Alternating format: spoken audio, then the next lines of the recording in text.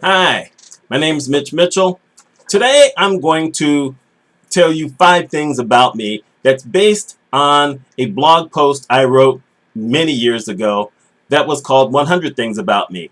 That was inspired by someone else who I can't remember right now, but someone else came up with this thing where you're supposed to be a little bit introspective, and so you're supposed to write 100 things about you. Now, later on, a friend of mine named Holly actually wrote something that was called 100 Good Things About Me, which was quite intriguing, but I decided, you know what, I don't know if there's 100 good things about me to even begin to talk about. So I stuck with 100 things about me.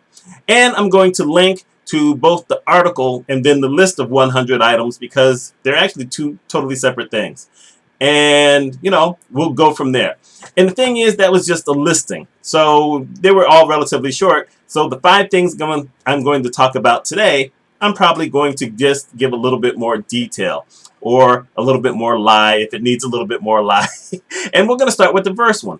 I was reading before the age of 3. And what my dad used to do was he used to buy these Dr. Seuss books way back in the day, and he bought a whole bunch of 3x5 index cards. And back in the early 60s, they used to have a list of all the words that were in the books. So what he did is he would take that list and he would write out one word on each one of the cards. And then he got a big bowl of M&Ms. And so what would happen is he would flash the index card at me, and if I got it right, he gave me an M&M. And it was his best way of trying to keep me engaged because, when you're 2 years old, your attention span's only going to last for so long, even if you're getting M&Ms. Still, I guess I did well enough so that then he could now give me the books and I could read the books on my own. I don't know when he taught me the alphabet, but it had to be before I had to start reading, learning all these words. And I always said to him that I thought he taught me that so that I would leave him alone, so that I would start reading books and let him have more time to himself. And he denied that, but truthfully, my dad, I don't think, ever read to me, and I don't remember my mother reading me stories. So there you go. So that's the first one. Now, here's the second thing about me. The day my dad left for Vietnam in 1969 on a Sunday was the day that I saw the Jackson 5 for the first time on the Ed Sullivan Show. So this is December 1969. And it's an interesting thing because the Jackson 5 was my favorite group of all time, and then Michael Jackson is my favorite artist of all time. And it always seemed that when things were shaky in my life or, I needed a boost, there was either a new Jackson 5 or Michael Jackson song that came out. And it was just always one of those types of things. And, sometimes stuff came out when life was going good. Thank goodness for that. But in general, I was just always a big Michael Jackson fan. 40 years worth of Michael Jackson and Jackson 5 stuff. And it all started the day my dad left for Vietnam. That's an interesting connection for me. I don't know how many people actually have that one or can say that, but that's mine. Next thing, I started playing piano at age 10 in Kansas City while I was still in Kansas City. I used to play my grandmother's old piano. I guess I was just picking at it, and she decided that I needed to take some real lessons. So I used to go downtown to this dark building. I just remember the shadow of the sun just kind of making everything dark. And it was this building that you went into, and you went up 2 or 3 floors, and it was kind of scary for a 10-year-old. But I went in there and I got piano lessons, and I was pretty good. Then we left Kansas City, went to northern Maine. And I got a piano teacher up there, one of the bass wives, and her name was Mrs. Maine. It really was. So I'm in Maine. I have a piano teacher named Mrs. Maine, and she was horrible. Now, I'm not saying she was a bad piano teacher, although she was, but she was a horrible lady. She had 3 or 4 kids, I don't fully remember, and she would scream at the kids all the time when I was there. And she would cuss and all this other kind of stuff, and I would tell my parents about this lady because I didn't like her and I didn't want to keep going. But they said, no, everything's going to be fine, everything's fine. Parents, you need to listen to your kids sometimes. What ends up happening is her husband retires up there, and so now she's going to live in the area. But my parents aren't going to drive me to her off base, so she comes back on base to give me lessons in our apartment once. Because once she's in my house, she doesn't have her kids, but she's still her. And she's using this bad language and yelling at me. And my mother's upstairs. And, you know, I was an only child. And at times I was kind of spoiled. And I was definitely overly protective. My mother wasn't going to have none of that. So that's the last time we had Mrs. Main.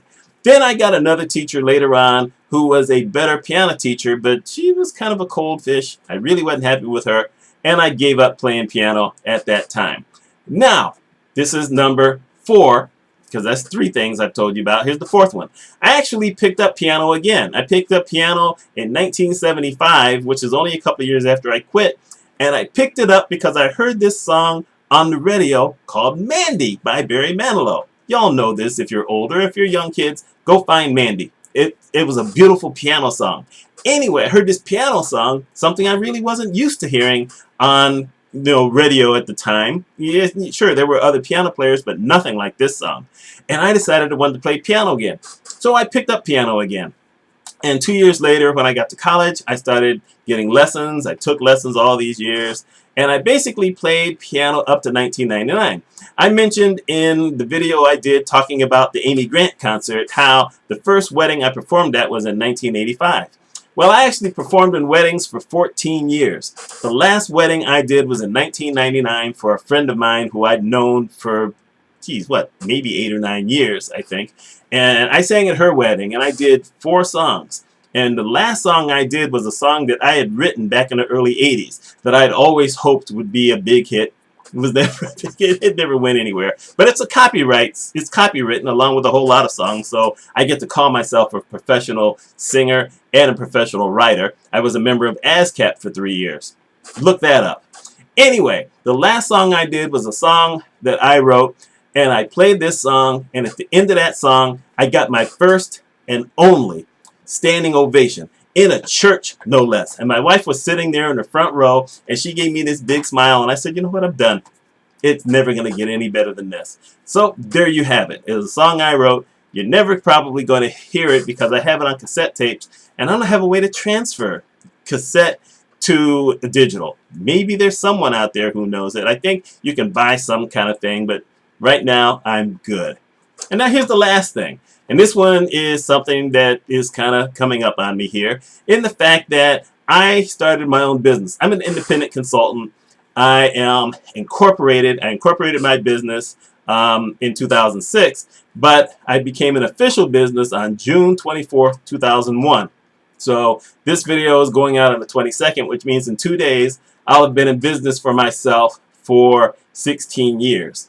And the reason that I ended up going into business for myself, I was always planning to go into business for myself as I got in my early 40s. I figured, I would have a chance to be, positive, in some way successful. I figured I would make a lot more money than I was making working for the man, so to speak. And in some ways I have, I've had some really fantastic years and I had some lower years. But the story behind this whole thing is the fact that I was working at a hospital system and I'd been there for 6.5 years and I had done some amazing stuff and met some amazing people. But things were starting to change. Our system was taken over by a larger system in a larger city. And there's something about people who work and live in large cities. They don't think that people who work in smaller cities have any sense or any real knowledge whatsoever, regardless of anything that happens. So one day, after I predicted this 3 months earlier, I had said that they were going to close a hospital in the Rochester area, and everyone kept saying no, no, no, and the president of the entire organization said he wasn't closing the hospital, and I'm home on vacation, and the spidey senses started tingling for some reason, and I go online and I pull up the Rochester newspaper, and there's this big headline saying that they had closed the hospital that I knew they were going to close. And so I contacted the people at the hospital I was working at, and they hadn't heard it yet. And then 10 minutes later, they all got notified. So it was like I'm at home and I get this notice. Anyway, what ends up happening is the state comes in and they investigate everything because, you just don't close a big hospital, without any cause.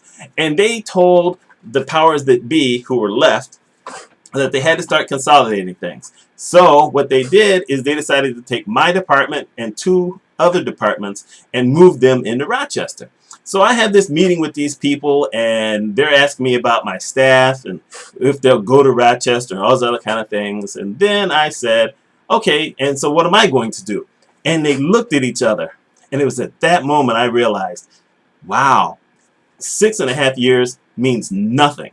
I had doubled the revenue my hospital was making. I had increased cash drastically. And I meant nothing to anybody else because I was a small hospital. So what ended up happening is a week later they came to me with an offer. A 25% pay cut. I'm no longer at a director level. I'm a supervisor level, but they don't know of what. But I get to be a supervisor. And I had to drive further to work. And now I had to punch a clock and all those other kind of things. Really, it was one of those kind of things where you just knew they didn't want me. So I didn't go. And every prediction I made to them came true. I said that out of all the people I had, by the end of a month, there would be maybe 2 or 3 people left. Only one person was left. I said that cash was going to be good for about 3-month period, and that by 6 months, cash was going to fall so bad for the hospital that they were going to regret moving my people, because there were just things I knew. Cash fell so bad that the president of our hospital talked to one of the people who worked for me before I left and said, I wish I had never sent my people out to Rochester because we don't have any cash. Hey, you know what? There's this one of those kind of things where if you're proficient at what you do, you know what's going to happen. You just do. So anyway, there's 5 things about me. I'm linking to, like I said, the article that I wrote and the list if you care to learn any other stuff. You probably don't, you know. I'm glad y'all love that Amy Grant article, video, and I hope you watch this one. If you have any questions after you see the list or anything else, let me know. And if you don't care, you can say you didn't care, but say it nicely. And if you found it at least somewhat interesting, go ahead, please subscribe, like, share. I'm supposed to say that all the time, but I rarely do, so I'm saying that this time. Anyway, hope y'all have a wonderful week, and you take care.